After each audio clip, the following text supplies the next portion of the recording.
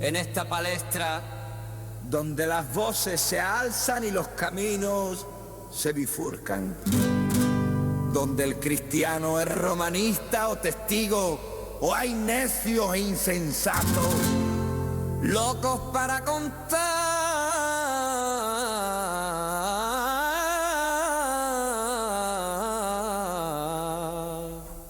relatos.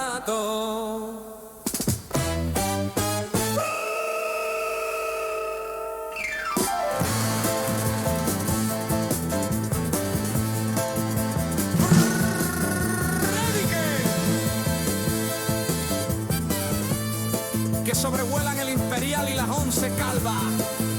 Cuervo y campaneros blancos.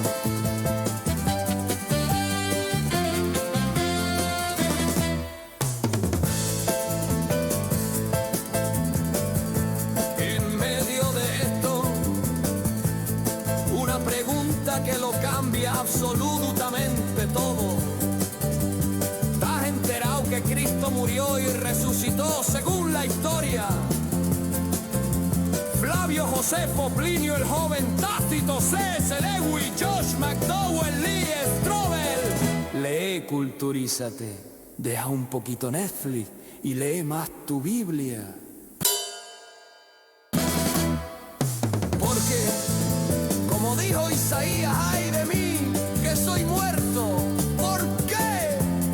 Soy hombre inmundo de labios y habito en medio de pueblo que tiene labios inmundos. Y he visto con mis ojos al Rey, el Señor de los ejércitos.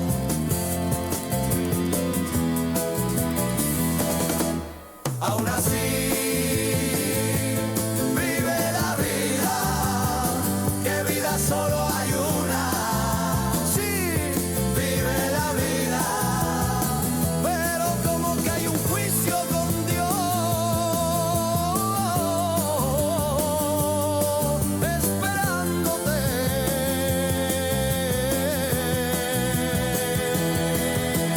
Esto es M28 Humor, el Evangelio en acción, una noticia que invita a cambiar de infierno a cielo. No hay más.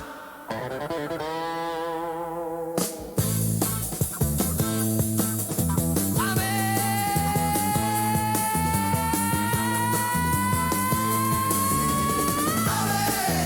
así es. Amén, verdad. Amén.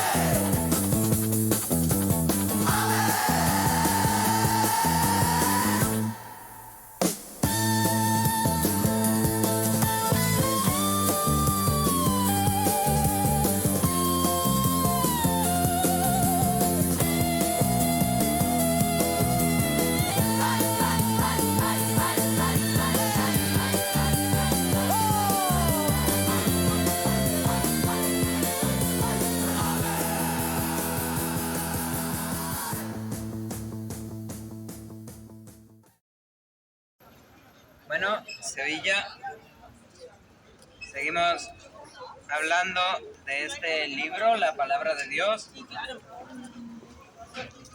Quiero leerles una porción del Evangelio de Marcos. Quiero hablarles de ese buffet libre que nuestro corazón tiene para desobedecer a Dios y la facilidad que tiene el hombre de desobedecer a Dios. Cierto día, dice el Evangelio de Marcos, cierto día algunos de los fariseos y maestros de la ley religiosa llegaron desde Jerusalén para ver a Jesús. Notaron que algunos de sus discípulos no seguía el ritual judío de lavarse las manos antes de comer. Los judíos, sobre todo los fariseos, no comen si antes no han derramado agua sobre el hueco de sus manos, como exigen sus tradiciones antiguas. Tampoco comen nada del mercado sin antes sumergir sus manos en el agua. Esa es solo una de las tantas tradiciones a las que se han aferrado, tal como el lavado ceremonial de vasos, jarras y vasijas de metal. Entonces los fariseos de la ley, los fariseos y maestros de la ley religiosa preguntaron: ¿por qué tus discípulos no siguen nuestra antigua tradición? Ellos comen sin antes realizar la ceremonia de lavarse las manos. Jesús contestó: hipócritas, Isaías tenía razón cuando profetizó acerca de ustedes, porque escribió: este pueblo me honra con sus labios, pero su corazón está lejos de mí. Su adoración es una farsa, porque enseñan ideas humanas como si fueran mandatos de Dios. Sigue hablando de lo que eran estos fariseos, estos intérpretes de la ley, de lo que era el judaísmo rabínico. Y dice: luego Jesús entró en una casa para alejarse de la multitud, y sus discípulos le preguntaron qué quiso decir con la parábola que acababa de emplear. ¿Ustedes tampoco entienden?, preguntó. ¿No se dan cuenta de que la comida que introducen en su cuerpo no puede contaminarlos? La comida no entra en su corazón, solo pasa a través del estómago y luego termina en la cloaca, luego termina en el váter. Al decir eso, declaró que toda clase de comida es aceptable a los ojos de Dios, al contrario que las leyes judías, tanto las rabínicas como las del templo. Y entonces agregó: este es el buffet libre de nuestro corazón para desobedecer a Dios. Entonces agregó: es lo que sale de su interior lo que contamina, lo que los contamina. Pues de adentro del corazón de la persona salen los malos pensamientos, la inmoralidad sexual, el robo, el asesinato, el adulterio, la avaricia, la perversidad, el engaño, los deseos sensuales, la envidia, la calumnia, el orgullo y la necedad. Todas esas vilezas provienen de adentro y esas son las que los contaminan. Jesús está hablando primeramente a un grupo de religiosos de su época que han venido expresamente para verlo a él y le preguntan: ¿por qué tus discípulos no siguen nuestras leyes antes de comer? Es que no es necesario. Cuenta una parábola para explicarles por qué no es necesario y se aparta con sus discípulos, como hace muchas veces en los evangelios cuando explicó una de las pocas parábolas que ha explicado, la parábola de las 4 tierras. Coge, la da y después se aparta con sus discípulos y les explica el significado de esta parábola. Pues con esto aparta a sus discípulos y les explica un poco lo que ha querido decir. Jesús, ¿qué has querido decir con todo esto?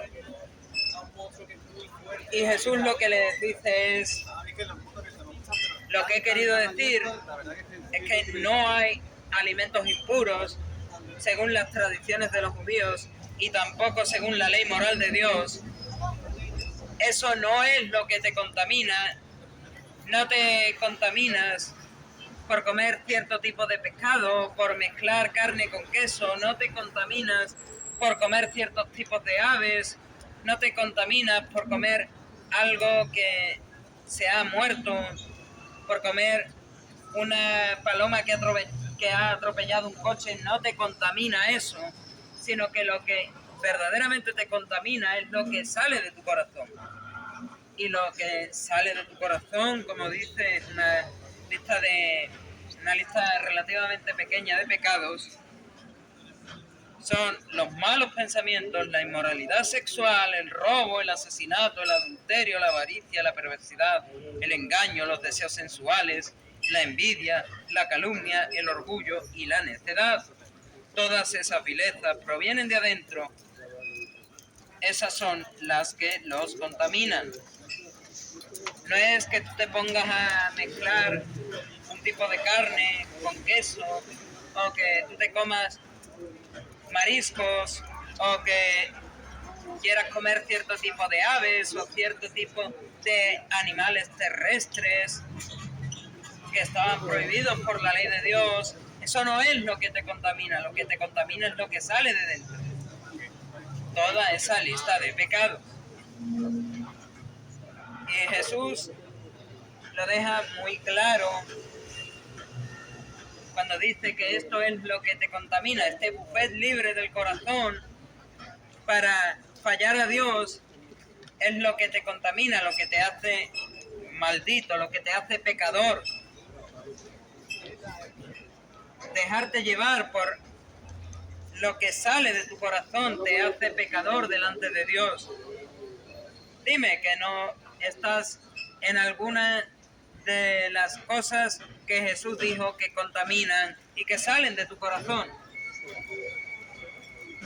Si me dices que no, la misma palabra de Dios dice que tú estás mintiendo y que deberías pedirle perdón a Dios, que Él es fiel y justo para perdonarte tus pecados y limpiarte de toda maldad.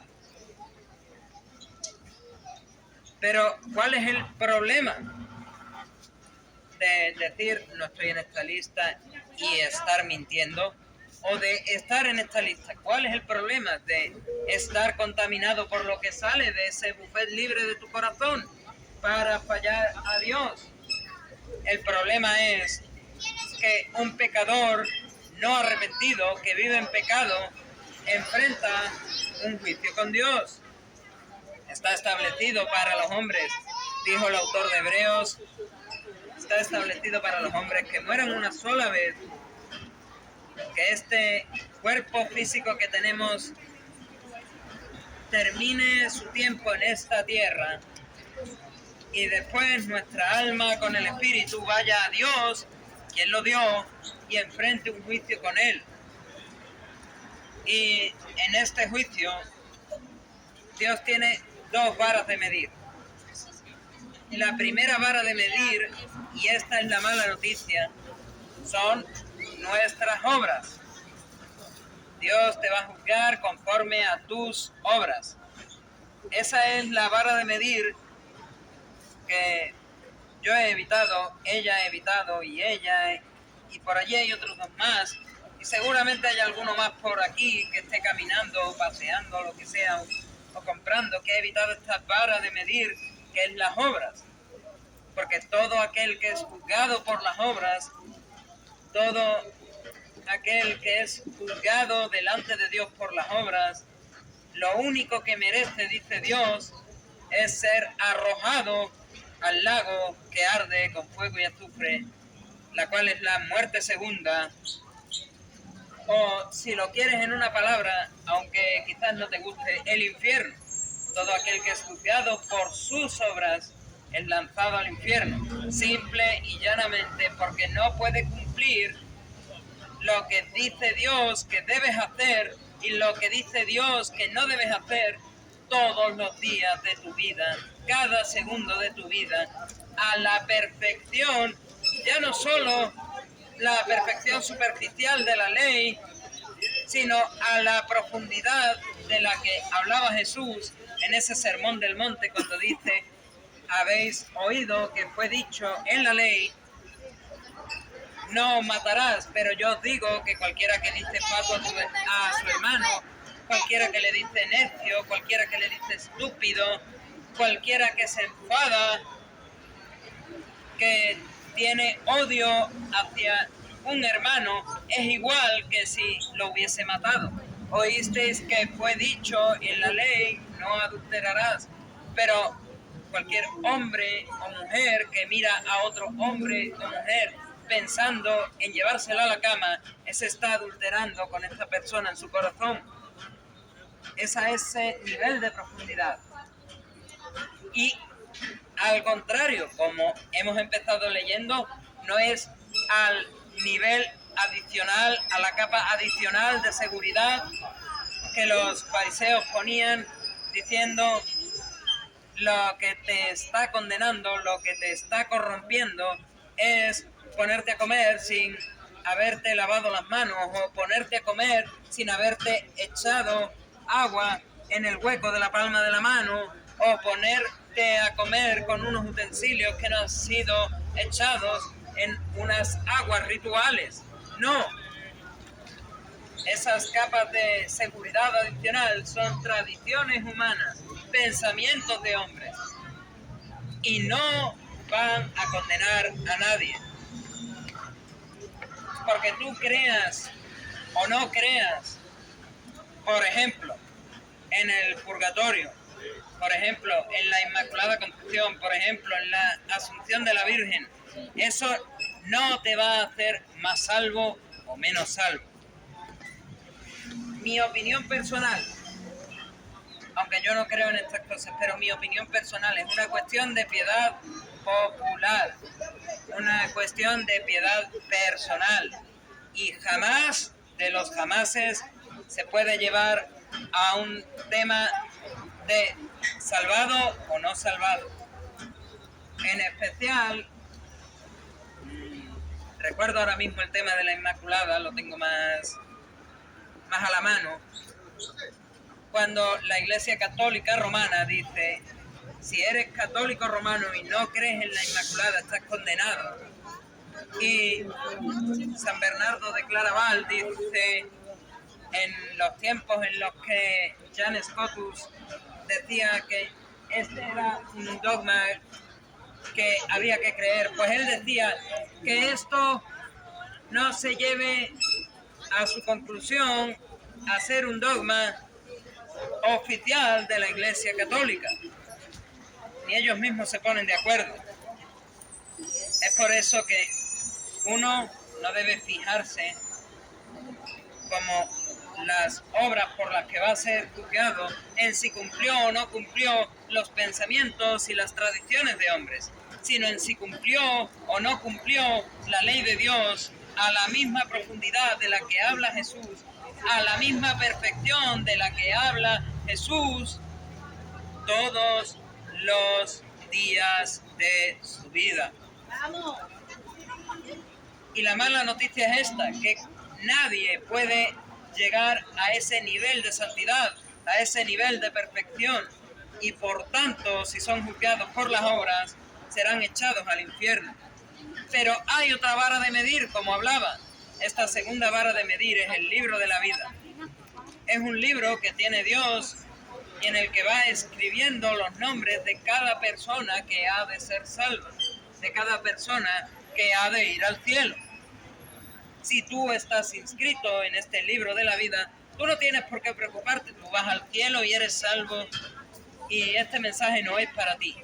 Pero si tú vas a ser juzgado bajo la vara de medir de las obras, dice el apóstol Juan, ten cuidado porque te vas a ir al infierno. Ten cuidado porque vas a acabar en el lago que arde con fuego y azufre, que es la muerte segunda, cuando te enfrentes al juicio de Dios. Si yo, como he dicho muchas otras veces,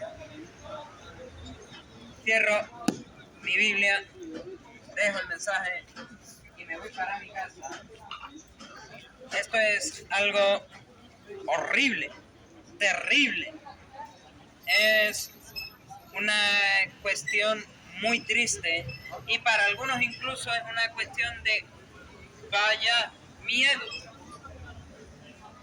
Pero la realidad es que como hay dos varas de medir y ya sabemos cuál vara de medir se nos aplicaría a nosotros, lo que tienes que ver es ¿y cómo cambio la vara de medir? ¿Cómo hago que Dios me juzgue según si mi nombre está inscrito o no en el libro de la vida? ¿Y cómo inscribo mi nombre en el libro de la vida? Dios propuso una solución desde el principio. Estaban el Padre, el Hijo y el Espíritu Santo allí en el cielo.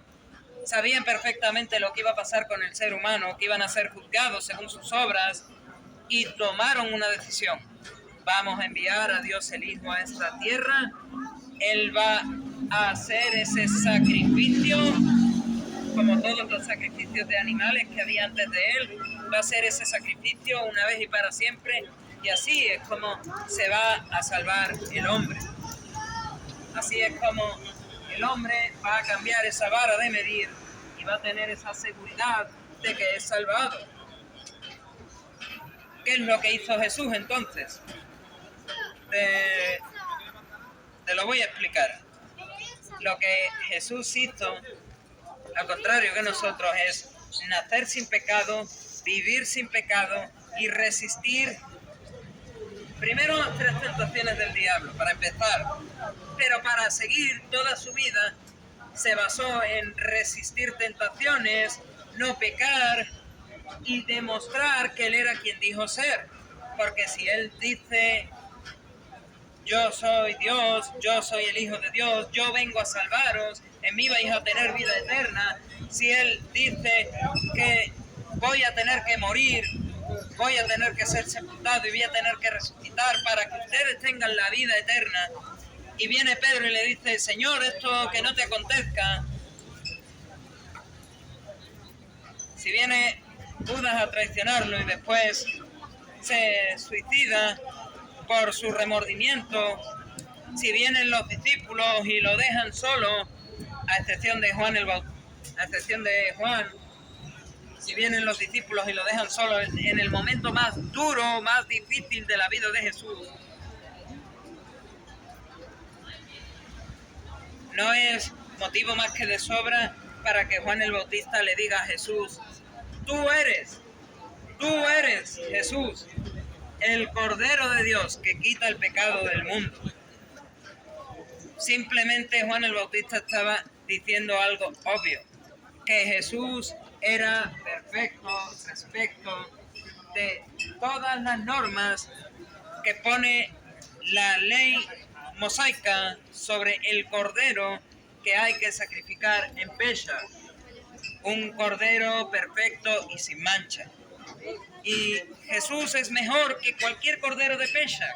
El autor de Hebreos dice en el capítulo 10 que los sacerdotes estaban sacrificando esos corderos, toros, machos cabríos, esos palominos, esas tórtolas, por el perdón de los pecados del pueblo, y los sacrificaban un día y otro y otro y otro y otro, y no conseguían perdonar los pecados del pueblo ni con todos los sacrificios del mundo.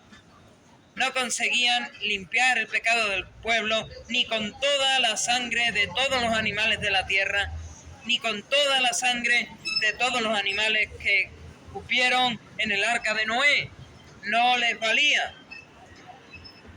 Pero añade este autor de la Biblia: mientras que eso no valía, que Jesús muriese, fuese sepultado y resucitase, fue más que suficiente para quien le guste hablar de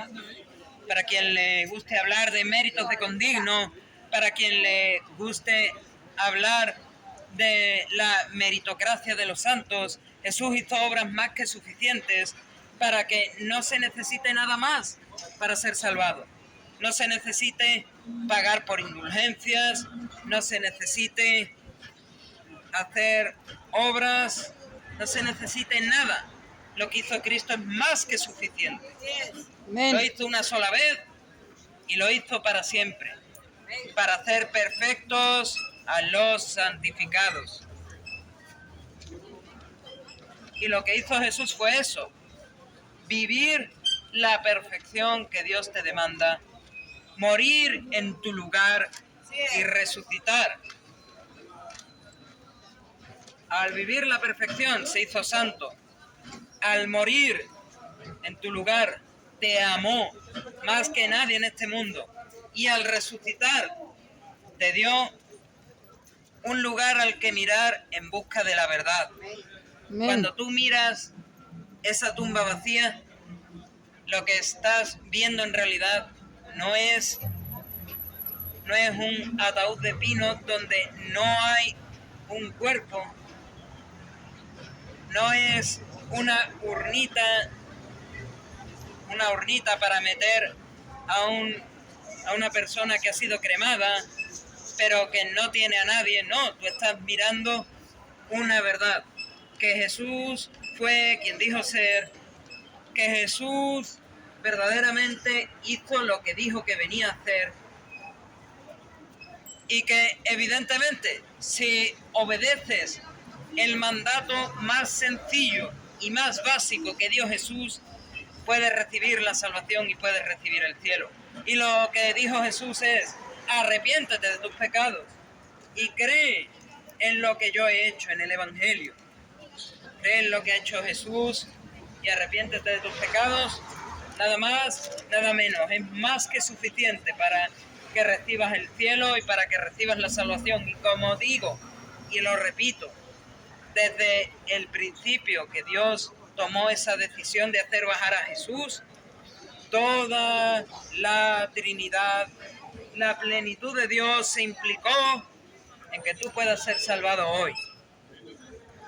Mi llamado para concluir es que no te fijes en las tradiciones de los hombres, no te fijes en los pensamientos de los hombres, no te fijes en qué puedo comer, qué no puedo comer, cuándo puedo comer una cosa o cuándo no puedo comer una cosa. Fíjate en qué sale de tu corazón y fíjate en base a eso, bajo qué vara de medir vas a ser juzgado. Si sigues confiando en lo que tú puedes hacer, si sigues confiando en las tradiciones de los hombres, si sigues confiando en los pensamientos de los hombres, si sigues confiando en que hoy, este día, no puedo comer este alimento, o hoy no puedo comer este alimento con este otro, o no puedo comer este alimento durante todo el año, o tengo que hacer esto y tengo que hacer lo otro para garantizarte tu salvación, vas a ser juzgado conforme a tus obras. Pero si tu mirada está puesta exclusivamente en lo que hizo Jesús, eso es más que suficiente para recibir la salvación y para recibir el cielo. Espero que algún día puedas estar con nosotros en el cielo y que allí le puedas dar a Dios toda la gloria, toda la honra y toda la alabanza que solo Él merece. A Él sea la gloria.